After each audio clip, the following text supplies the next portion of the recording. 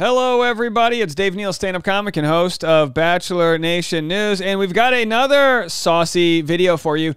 Zach was interviewed by Jezebel in the flesh because, you know, we hate those Zoom interviews. They did a nice sit-down, and he explained his response to the criticism he's felt on this season of The Bachelor. He also addresses the people that are, quote-unquote, there for the wrong reasons. So we're going to get into this story very shortly, but I've also got a ton of mail that came in this week, so I want to share some of it with you. I wanted to open it on camera here. I'm so excited about this one. This just came in from New York, so you know it's going to be good. This is yes. Established in 2021, a She's All Batch shirt. Look at that, a nice what do you call that? Sweatshirt with a crew neck. This is going to be a staple. Oh, I love it when fellow power podcasters send me some swag.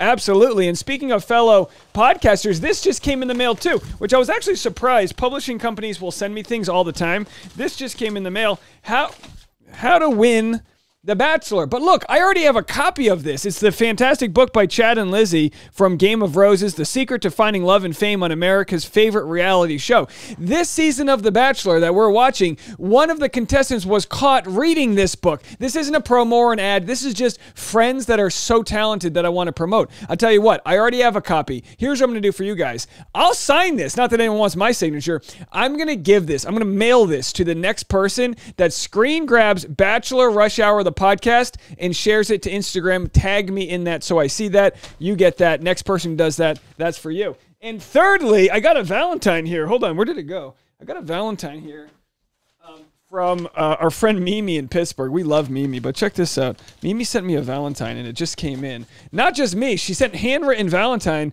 to me and my wife here. It's 100% pure, free-range chicken poop. I'm assuming it's a joke. I'm sure it's not real chicken poop here.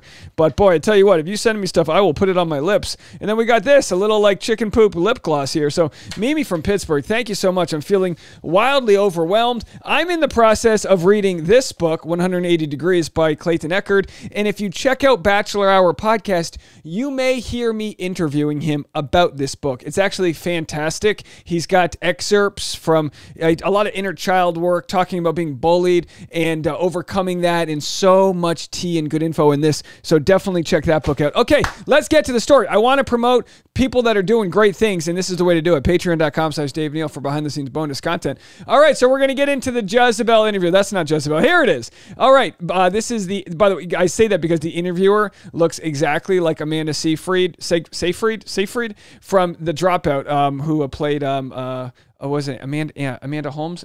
Amber, what's her name? Whatever her name is, in The Dropout on Hulu. This is a fantastic TV show if you haven't seen it yet. Okay, let's go to the interview and have a listen. Yes. Can you tease what you're doing, who you might be doing it with? You know, a little busy right now, Okay. but I may or may not have, you know, something romantic planned, even if we're not in person. Jezebel chatting with Zach Shallcross. Let me first ask you, how are you doing? Because we are like approaching midway of the season, right? Yeah. Yep. How do you feel? I feel great. Yeah? I'm generally very happy with everything. It's still weird to watch the show though. Yeah. So like, yeah, we're approaching middle of the season, and it doesn't get any easier watching it. I'll just say that. Okay, all right. Hey, Zach, it doesn't get any easier for us either, okay? The season's about to take a turn. I can imagine that. What's been the hardest part of watching it back thus far? Like, hearing my own voice is a little cringy. And for us too. But I got to tell you guys, the video quality, Jezebel's like a big company, right? They're a big brand, a huge magazine, periodical, whatever. But their video quality is so bad. I don't know what's going on. Can we get in charge of the audio video over there and fix this? Yeah. To me. And now I'm watching myself more romantically involved and dancing terribly, maybe under a little bit of tequila influence, and I'm watching it with the rest of America. Like, Yeah. I prefer to watch it like by myself. Yeah. Yeah. In a dark room. Dark room, bottle of wine, tears.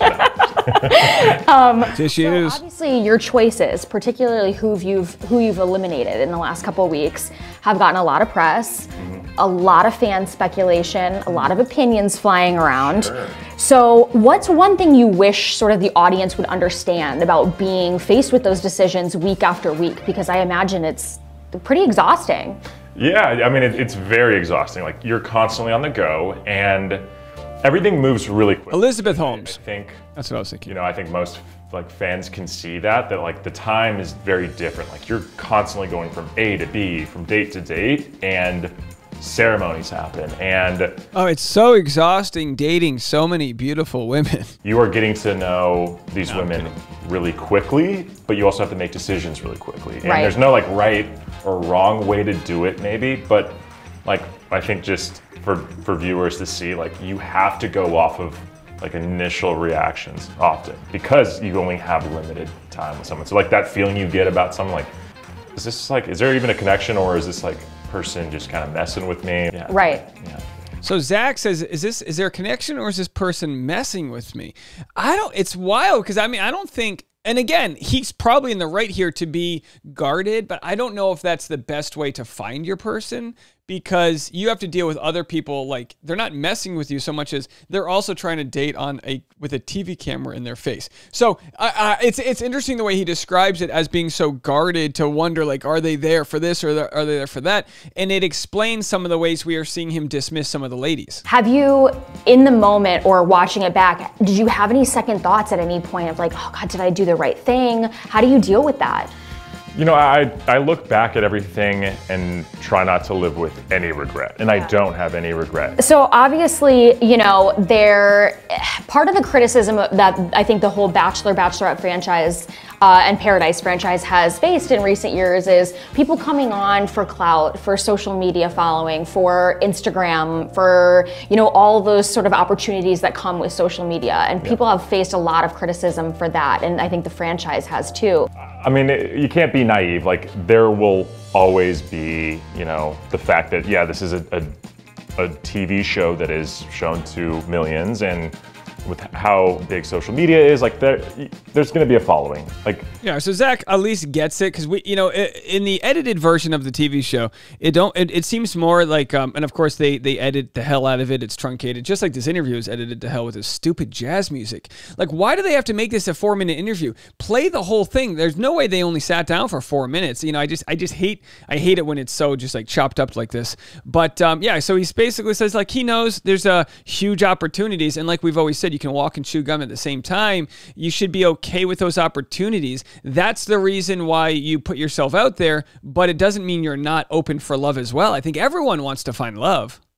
it's what my biggest concern was having someone come on the show and have that be the sole purpose. I think there is and always will be like a great chance of the coming into it as like, I'm open for love. I don't know if it's gonna happen. And look, I say this, I hate to interrupt here, but the only way you're going on the show for the sole purpose of fame is if you have a relationship back home. If you are single and you go on the show, it is up to Zach, the lead, to court them in that direction. But I do understand if someone's not into him, they'll just kick the can down the road and stay longer than they should. I get that he's got to deal with that riffraff too. It's like when you have a boat, you need to sometimes put on a snorkel and go underneath the boat and scrape off the barnacles that are slowing down the ship of progress here. And I'm not naive, like, yeah, sure, people are gonna watch this. Like, that's all it takes. Because if you're on the other side and you're like, oh, I'm gonna find love and I'm gonna make Zach my husband or this and that, then that's a little crazy. Like, yeah. Please, like, don't come. Yeah. But there's like that fine line of like, if you're ready and we do click and have this connection and then we're like, oh wow, there's something really strong here, that's all I can ask for. By the way, so I've knocked Jezebel's video quality here, but I do want to give a shout out to the interviewer. She does a really great job here with this interview. I want to make sure I get her name. Audra Heinrichs, staff writer for Jezebel. Very, very well done. She was able to relate to him in a good way, come out very warm. And yeah, I still agree. She looks like the Jezebel version of Steve Jobs. She's got that nice black turtleneck on. She looks just like Elizabeth Holmes here, Amanda Seyfried. Fried in the TV show The Dropout. By the way, guys, you gotta watch this TV show. I wrote off Hulu for the longest time, but they've got some great stuff. I should do a whole channel on my recommendations. I'm watching so many good TV shows right now. I absolutely love it, but it's more like a mini series. They might have another season, but you can watch it all right now, and it tells the whole story about how Elizabeth Holmes essentially committed fraud, I guess. I don't want to spoil it for how it goes, but that's in the mainstream news, but it's how she got there as the leader of a big startup anyway. That's not spoiling it, by the way. That's like basic knowledge, so I feel bad, but like if you didn't know that, you're not reading the news. All right, anyway, folks, let me know. Zach responds to the criticism. He says, I don't have any regrets. Meanwhile, Nick Viall said he wants Zach to apologize to Greer. We're going to have to see how this all plays out. I need you guys to follow my podcast, Bachelor Rush Hour. I'm going to be chatting with Dr. Diane Strakowski, and because she's a family therapist, she deals with marriage counseling. She's going to tell us exactly where she thinks Zach has gone wrong this season and what she's looking out for from the angle of, is he exhibiting any toxic traits, or what will need to be worked on? Because as we know, when we watch the show, a lot of people haven't even been in long or consistent relationships. That's why they're on the show. They're single, right? And it takes a lot to learn. You learn a lot about yourself when you're in a relationship versus when you're alone. You see a mirror that shows you the ugly side, the way that you fight, the way that you exhibit bitterness and project negative emotions, all these things that unearth themselves when you have a quote-unquote roommate and live with someone else. You have to be way more selfless and things like that. And we'll have to see what Dr. Diane thinks. But again, I'm going to have those full conversations on Bachelor Rush Hour, the podcast. I'm also going to leak to you guys on Bachelor Rush Hour who I'm interviewing today. I almost don't want to say it because I feel like the producers are going to find out and they're going to get the interview canceled. But either way, I'm so excited for that conversation. And do me a favor, hit the link in the comments section if you want to check out Bachelor Rush Hour, the podcast. We're ranked number 9 in entertainment news today. So all things going well. I'm going live right after this. Patreon.com/Dave Neal for behind the scenes bonus content. See you later. Bye.